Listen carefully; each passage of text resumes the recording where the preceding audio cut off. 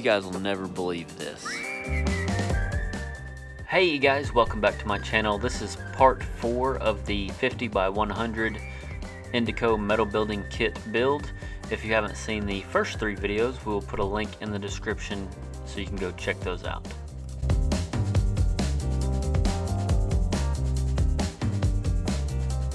So as we were hanging this second, we hung it, didn't notice anything.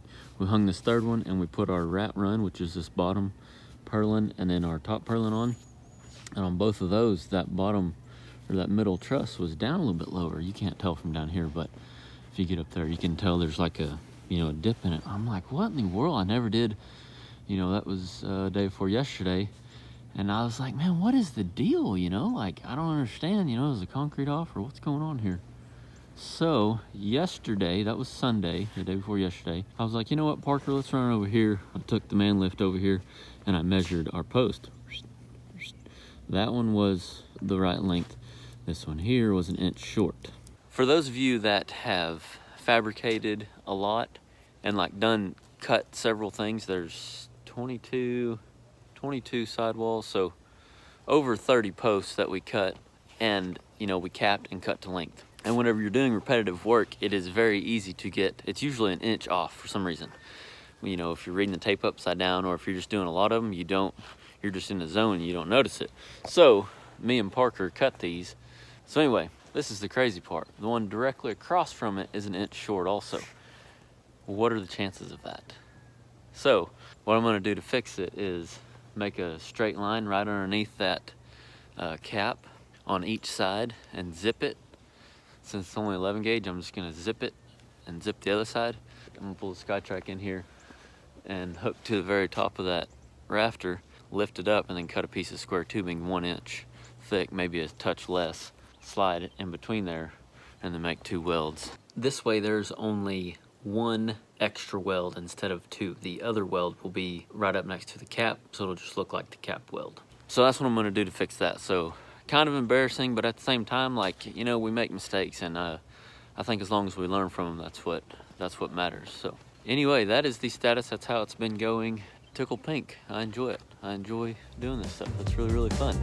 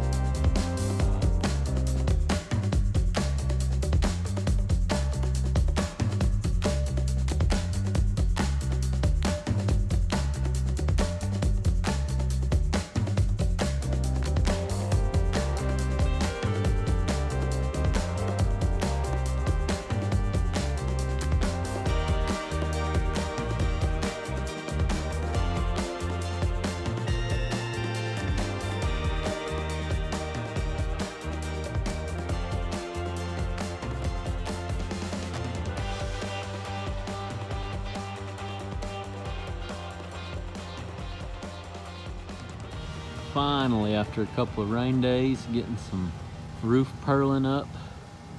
Feels like a slow or kind of non-productive week or whatever. That's because we got rained out 2 days essentially. This is working good. So normally on any fabrication project that's not a building, because I don't know about buildings yet because this is our first one, but on like any other welding fabrication project is what I meant to say, you tack everything up, square it, like get it all tacked up, like all this all tacked up. Don't weld anything out. Get it square and hold it square and then weld it all out. Like that's like my habit or my go-to when it comes to building stuff. But with this, we set all our posts, and as we set them, we went ahead and welded them. So therefore, some of our posts were kind of like, not exactly, they had moved just, down through there.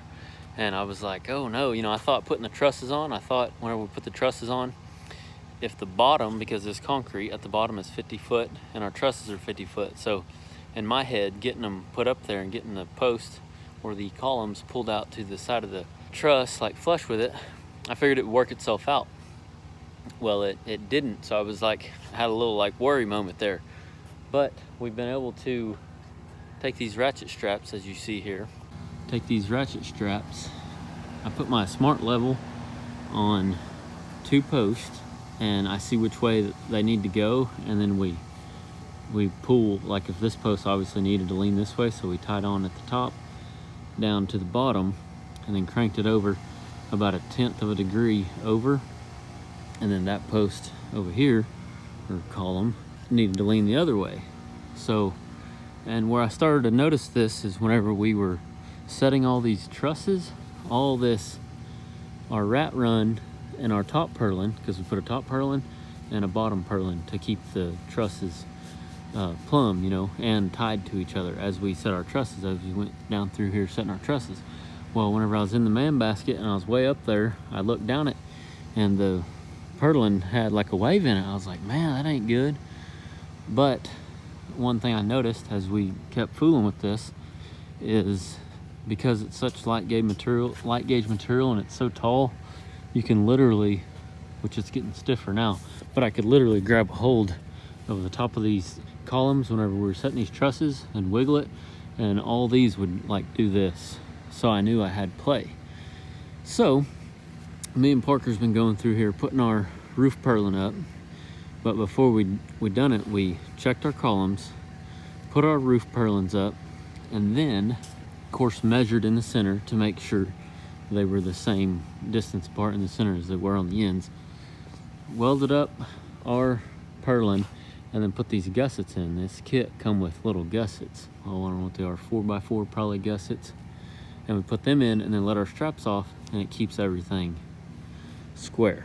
So, just so we all know, those of you that are watching, looking to build your own, or maybe in the middle of building one, don't sweat the columns being a little off whenever you're building your building, because whenever you go to put your roof purlin and your little gussets, as long as you strap it, take your straps and get your columns back square, they will stay there and all your roof purlins are straight. This is the kind of tolerance that I talk about whenever, in last week's video or sometime before this, I was talking about how stuff like this has a little more tolerance and leniency whenever it comes to keeping stuff square, because you can always get it right. Obviously, if we didn't do this, what we're doing now, it would have been, everything still would have been not in line. But as long as you're constantly checking your work and doing something to keep it straight, you'll be all right.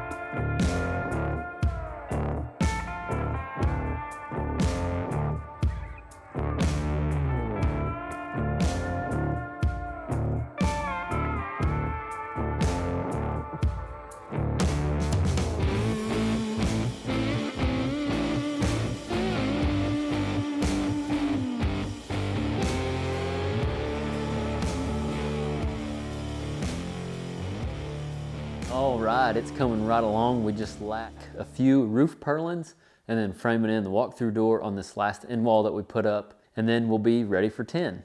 My advice for this week pertains to what I said at the beginning of this video and what I learned, because I hadn't talked about what I learned yet. What I really learned from that situation is to pay close attention.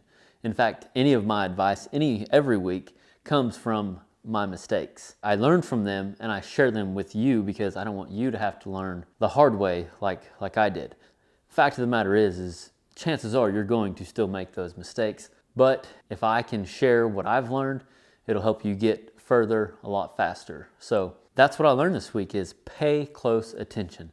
It's even more important, or equally as important, when it comes to hanging tin, depending on how you do it. As you will see in the next videos, if you keep following along, paying close attention whenever you're doing any type of fabrication, whether it's wood, metal, anything, when it comes to reading a tape, slowing down and paying close attention pays off tenfold. I have a bad habit of getting in a hurry because I'm just a productive mindset type of person and I just want to see the project done, that I just want to keep moving and keep moving, but it pays off to slow down and do it right the first time. Parker said it in a different way than I've always said it. You guys, those of you that have followed along, you've heard me say, focus on quality, speed will come with time. You know, I've heard my elders say that to me the whole time I've been growing up, really, but especially since I've been in the welding trade.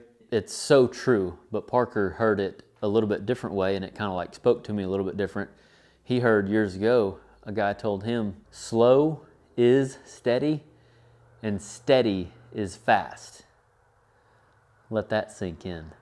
It kind of broke down the saying, focus on quality, speed will come with time, you know, or slow and steady wins the race. It just broke that down more for me, and it really helped me. Reminds me of the story, the tortoise and the hare, if I remember right.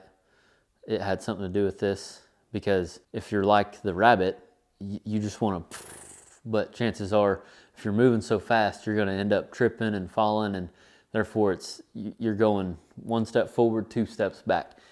And I have been known to do that. So that's something I am constantly trying to work on, and I am glad that I'm able to share it with you. That way, maybe you won't make those same mistakes as often as me. The fact of the matter is you'll probably still make mistakes, which is good because you remember them better. But if I can help you learn something a little bit quicker and get you to where you want to be a little bit quicker, it would be my pleasure. That's what these videos are all about, learning and moving forward and doing the best we can and keeping the craftsmanship up whenever it comes to the welding trade. Any trade in general, but specifically the welding trade. Thank y'all for watching, and remember, learn something every day.